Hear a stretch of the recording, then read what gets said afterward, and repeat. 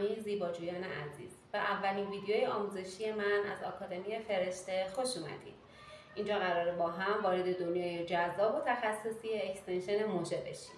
توی این ویدیو قراره در مورد این صحبت کنیم که اکستنشن موژه چی هست، چه روش هایی داره، چه مدل هایی داره و چه ابزار خاصی توش استفاده میشه. هر ابزار کوچکی رو که ما توی این کار ازش استفاده میکنیم رو توی این ویدیو مورد بررسی قرار میدیم.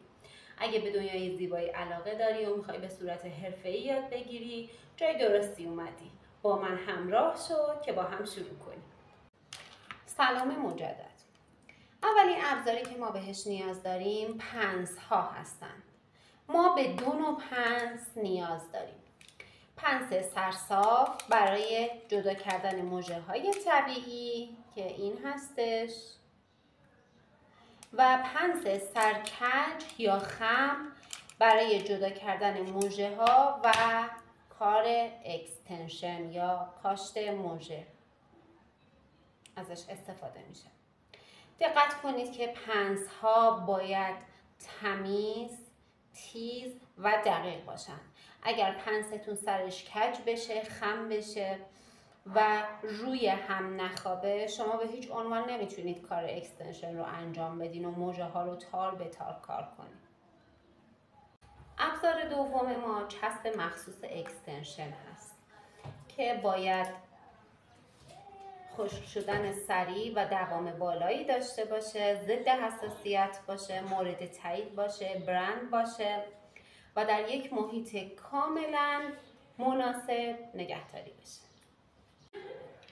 از ویژگی های چسب اکستنشن اینه که حتما باید گازدار باشه، کش نیاد، به هیچ عنوان کش نیاد، چون اگر چسب کش بیاد فاسد شده و کار شما رو خراب میکنه. و اینکه حتما باید دماش 24 درجه باشه. ما 4 مدل پالت داریم که حروف انگلیسیشون نشون دهنده فری موژه هاست. پالت C که حالت خماری داره و به هیچ عنوان ازش استفاده نمیشه چون حالت افتاده پیدا میکنه و چشم رو اذیت میکنه. پالت CC که حالت نرمالی داره و یه فری نرمالی داره.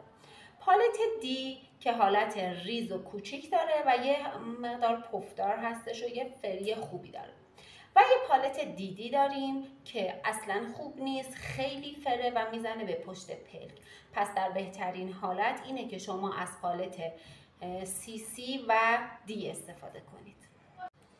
شما باید حتما متناسب با چشم مشتری و سلیقه مشتری براش کار انجام بدین، نه اینکه طبق